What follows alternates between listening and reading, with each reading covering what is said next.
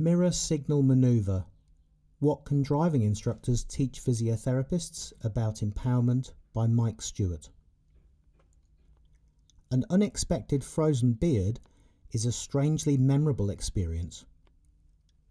I had barely cleared passport control and collected my bags at Ottawa International Airport before the beard freeze had set in. As I stood waiting for my Uber outside the terminal building, wintery Canadian icicles began to form around my hairy upper lip. Just as my frozen beard had started to spread to my eyebrows, my Uber ride pulled up. Out jumped a friendly, warm-looking driver. I dived into the back of the car and felt my lip icicles begin to melt. "Where are you from?" he asked. "The UK, not far from London," I replied. Home felt quite tropical compared to here. "Ah, welcome to the Canadian winter," the driver smiled back. As we headed towards my hotel, he asked me what I was doing in Ottawa in this weather. "I'm a physiotherapist. I'm here to teach a course for other physiotherapists." As he turned to look at me, I noticed a peculiar sense of pleasure etched across his face. With a wide, beaming grin, he said, "That's great. I'm having physio at the moment. It's lovely." Lovely? What on earth could he mean? After almost 30 years of clinical experience, I can honestly say that I have rarely met such a satisfied customer. I had to learn more. What was this wonder treatment? As he walked me through his blissful physio experience, the smell of the massage oil, the feel of his muscle knots unknotting, the sound of the whale music on the relaxation tape, I began to feel my defensive evidence-based hackles stand to attention. "So, is this the sort of physio you'll be teaching here in Canada?" he asked. Oh, blimey. How do I answer this one? I didn't want to be that finger-wagging physio. Then it hit me. Well, there are different ways to think about physio, I said whilst biting my frozen lip, trying hard not to think about the whale music comment. I asked him if he would mind if we tried something. "Sure, fire away," he said. "Okay, here goes. I've got 3 questions for you." Question 1. How long have you been able to drive a car? He answered, a bit more than 20 years. Actually, it's been 24 years since I passed my driving test. Question 2. That's great. How many lessons did you have when you were learning how to drive? He answered, I can't remember exactly, but I think it was about 15 lessons. Great. Final question. How many times have you needed the driving instructor since you passed your test? He answered, I haven't. I don't need the driving instructor anymore. I learned how to drive, and now I'm able to do it.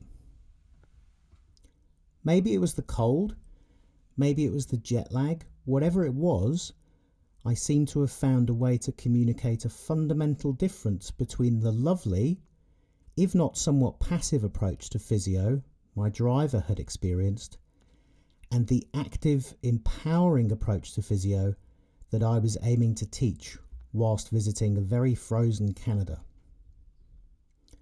The World Health Organization define empowerment as a process through which people gain greater control over decisions and actions affecting their health, which can be obtained through skill development, access to information and resources, and influencing those factors that affect their health and well-being. I realised something in that moment. Perhaps physiotherapists could learn something valuable from driving instructors. Driving instructors are the Jedi masters of empowerment. They quite literally give control to their students. If we compare this to the evidence regarding patient empowerment in healthcare, we begin to notice a worrying disconnect between the empowerment patients want and the disempowerment patients all too often get. Following several years of interviewing clinicians, researchers, and people living with pain, the healthcare journalist Judy Foreman concluded that there is an appalling mismatch between what people in pain need and what healthcare professionals know. To understand one of the possible causes for this mismatch, we first need to reflect on how clinicians are trained. Briggs et al. Found that in many healthcare disciplines, communication and patient education skills accounted for less than 1% of undergraduate program hours in the United Kingdom. This suggests that the remaining 99% is dedicated to learning anatomy, physiology, pathology, and biomechanics. These things are, of course, important for any student healthcare professional to learn. However, driving instructors don't focus 99% of their training on the intricate workings of the vehicle's engine, the suspension, the transmission. Instead, they understand the importance of guiding people towards self-efficacy. In the years that have passed since my Canadian Uber experience, I have been using these same 3 questions with patients. I have found it to be an engaging, thought-provoking, and non-judgmental way to assess how ready people are to actively participate in their care. When asking these questions, I have noticed a range of reactions. Some will politely nod along before inquiring when the massage is going to begin. However, many will return to clinic having reflected on how this idea applies to their healthcare experiences. Some recount how they have wasted time, money, and energy stuck in the passenger seat. Some have been through a rehabilitation journey where they have never left the back seat. Others feel like they've been trapped in the rehabilitation boot. All have been chauffeured around in a state of what the educator Dalloz has called stasis. Stasis refers to a learning experience where the learner encounters a low amount of challenge and a low amount of support. From the passenger seat, back seat, or boot of the rehabilitation vehicle, there can be no impetus for development, nothing much happens, things stay as they are. These tales of frustration and disempowerment are unfortunately not only common in practice, they are also reflected throughout the research. The following statement illustrates this point. She told me that the high point of her life was playing the organ for her church choir. She lived for the twice-a-week practices and Sunday performances. Now, with pain immobilizing her elbow, she could no longer manage the keyboard. Her days held nothing that she looked forward to. The constant aching had robbed her of any hope. Life seemed empty of everything except pain. When I asked her if she had explained this to the staff in the clinic, she replied that they had not asked. Her medical history, as one might expect, read exactly like the history of an elbow. Morris, 1991. A couple of things have always stood out for me about this statement. One, the complete disconnect between the patient's values and the clinician's biomechanical focus. And 2, the mistaken assumption I often encounter when teaching about this statement. Physiotherapists will regularly shrug and suggest that, well, this lack of empowerment doesn't happen now though. Things have surely moved on since 1991. haven't they? Let us explore this hazardous blind spot assumption by turning our attention towards more contemporary evidence. Hickman et al. Found that clinicians need to foster tailored, active patient engagement if they are to help patients to become active partners in their personal healthcare. Padfield et al. Suggests that an inherent dilemma exists in many clinical consultations, with clinicians and patients searching for separate goals with separate meanings. Jones et al. Found the main obstacle to achieving a more collaborative, empowering therapeutic relationship through effective communication skills seems to be the clinician's compelling desire to treat and advise the patient. This finding is somewhat ironic in that it suggests the more clinicians try to fix the problem, the less likely they are to empower people. Equally, the more the driving instructor insists on keeping a tight grip on the steering wheel, the less the learner learns from the passenger seat. We all have blind spots. We don't learn from experience, we learn by reflecting on our experiences. With this in mind, the following reflective exercise provides an opportunity to examine how much control we are prepared to offer patients. Reflective exercise. Read and reflect on the following statements. What are your thoughts? Do you recognize these rationales in your practice? Have you overheard similar ideas within clinics? What do you notice about the words that are used within these statements? 1. I have to say I don't particularly ask the patient what they want.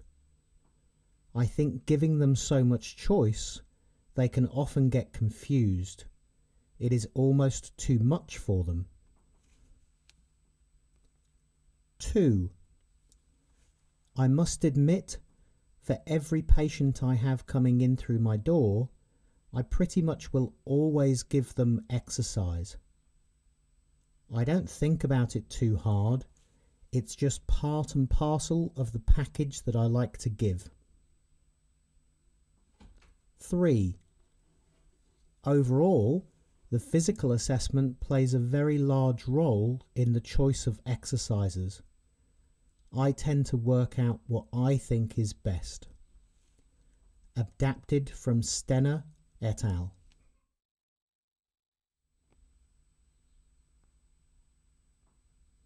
Figure 1. Clinicians' empowerment rationales. Stenner et al. Used semi-structured interviews to explore how physiotherapists collaborate with patients. The findings revealed a lack of patient-centered practice, with the participating physiotherapists making assumptions about what was best for the patients. Perhaps, most strikingly, the word which appears most is I.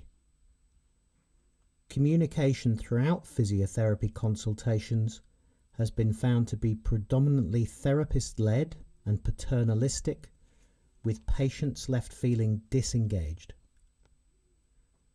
This approach to communication is at odds with best practice. Furthermore, Scott Dempster et al. Used interpretive phenomenological analysis to explore the meaning physiotherapists gave for paced exercise prescription. They concluded that physiotherapists need to shift from a fix-it to a sit-with-it mindset.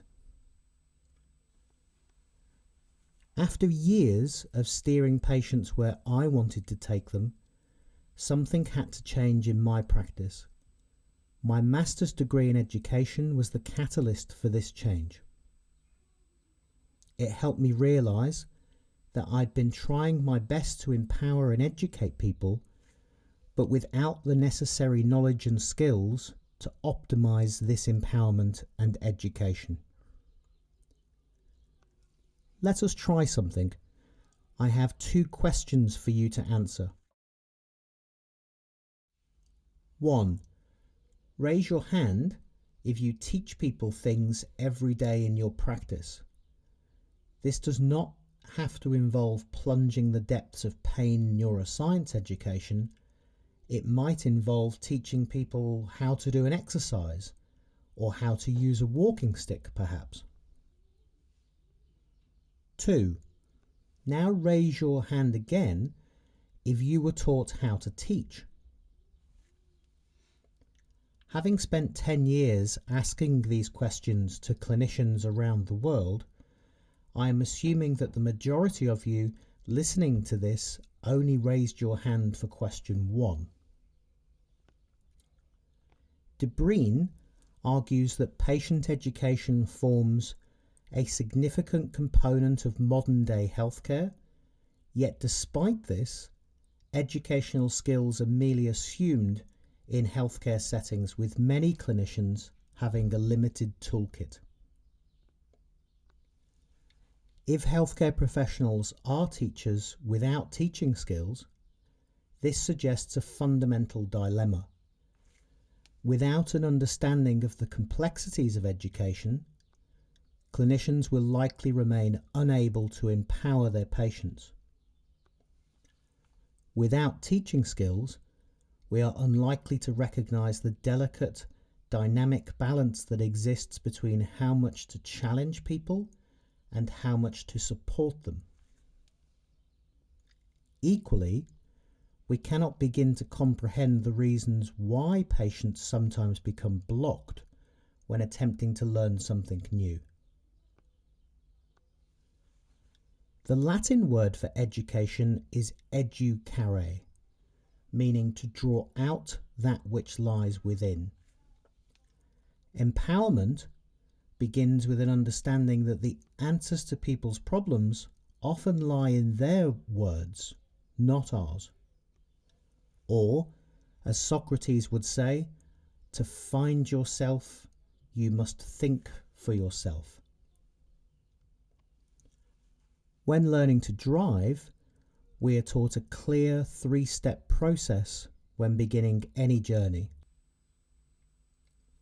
In order to safely guide their learners to move forward, the driving instructor's mantra is 1.